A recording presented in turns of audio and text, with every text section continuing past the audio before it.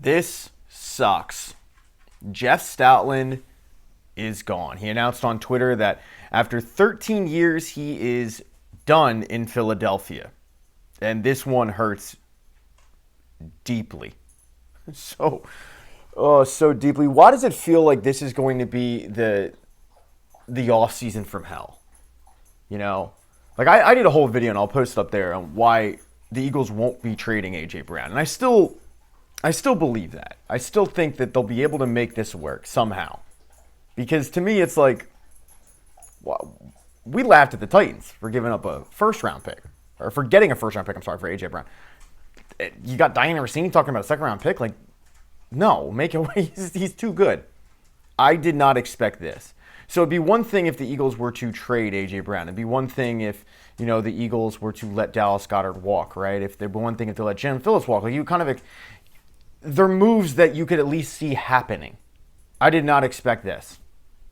And after the Eagles kind of dodged a bullet with Vic Fangio, who was said to be mulling retirement, to now be in a position where they're looking for a new offensive line coach, it hurts. And I'm going to explain why. Because I don't think Eagles fans, I think the diehards don't know, but I don't think when you really break it down, the impact that this man has had, but also the impact of just offensive line coaches. Because for my entire life, and I'm 36, okay, but for the majority of my entire life, the Eagles have had the equivalent of the Green Bay Packers quarterbacks when it comes to offensive line coaches, and then, if you want to carry it over, actually left tackles. But, when you look at their offensive line coaches, they have had Juan Castillo, then they had Howard Mudd, now they had Jeff Stoutland.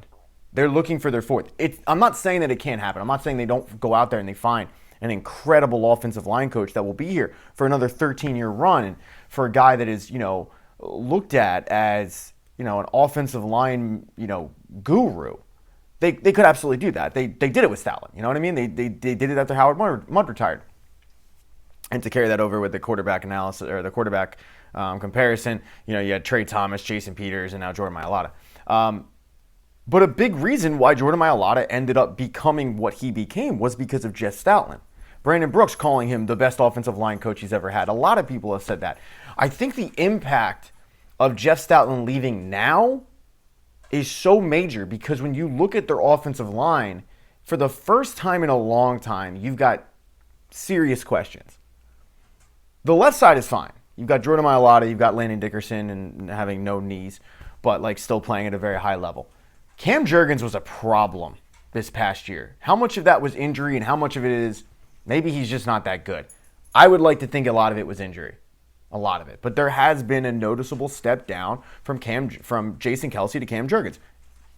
That's nothing to be ashamed of, by the way. We're talking about a step down from a Hall of Fame player, one of the best to literally ever do it. There's going to be a step down. Understandable. Okay. When you look at the right side, that's where the problems lie. Because Tyler Steen should never be allowed back. He was horrendous last year. He was their biggest issue. And then you've got Lane Johnson.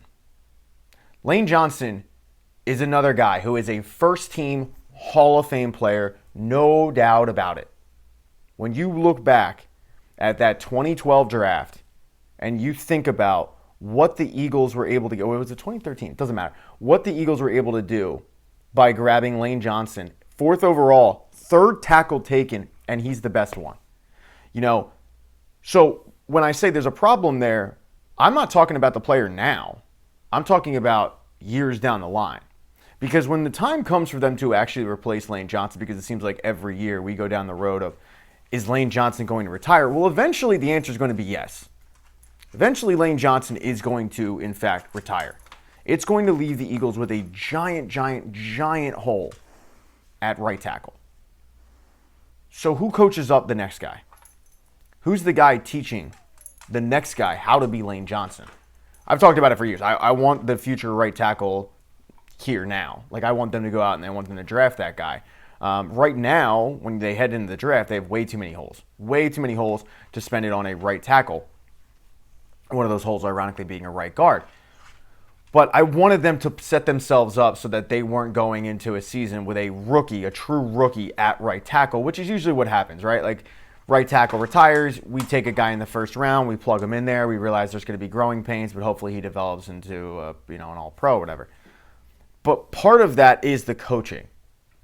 And the idea that, okay, at least we're set on the O-line when it comes to the coaching. At least we know that if this guy sucks, it wasn't Jeff Stoutland. It's because the evaluation just wasn't there. And, my dog's shaking his head right now. He's upset about it. But, like, it just didn't happen because at the end of the day, Jeff Stoutland's not Ann Sullivan. He's not a miracle worker. He can only do so much. Every single player is not going to hit under him. You understand that. But the idea that the future is going to be in someone else's hands, I just don't like it because I think so far the Eagles, and the NFL season's not even over, the Eagles have not had a good offseason. Now, people are going to laugh at that. I understand why. Hit thumbs down for it because it's insanely early. Like the offseason truly hasn't started. But when you look at the two moves that have happened, offensive coordinator, and I'll put the link up there. Offensive coordinator, I didn't like because it's an impressionable guy that Nick Sirianni can bully into once again forcing his high school offense upon him. And now you've got a situation where you're looking for another offensive line coach. And I don't have a lot of faith in Nick Sirianni finding a guy. I just don't. I don't know if you can tell, I'm not really high on Nick Sirianni. Never really have been. So I don't necessarily think the impact will be felt this upcoming year because the Eagles will go out, they'll address right guard in free agency, they'll get a solidified guy. It might even be Mekhi Becton coming back, but everybody will coming back healthy. And that offensive line, if you go with Jordan Mailata, Landon Dickerson, Cam Jurgens, Mekhi Becton or another vet who's good, proven, and then Lane Johnson, you're set there. There's not a lot that has to happen. But it's the depth pieces behind it where you saw the impact of Jeff Stoutland. You've got Jordan Mailata going on, Sunday Night Football and saying, Jordan Mailata, Jeff Stoutland University. Like, that's how much he revered this man for turning him into what he became. And if you remember, Jeff Stoutland was the one who stood on the table and said, we need to draft this kid. I understand he's never played football before, and he's only been, practicing at the sport for 14 months. I can do something with this kid. He found a diamond in the rough. The year after, they take Andre Dillard in the first round. And we all know what happened with that. Guy's crying in training camp. So the only person that really had the faith in Jordan Mailata was Jeff Stoutland. The Eagles didn't even have faith in Jordan Mailata because they took a left tackle in the first round in the very next year. And Jordan Mailata ends up beating him out. So this move and this this move is going to be felt for years to come. But what worries me is the fact of the wording of the tweet. My time in Philadelphia is done.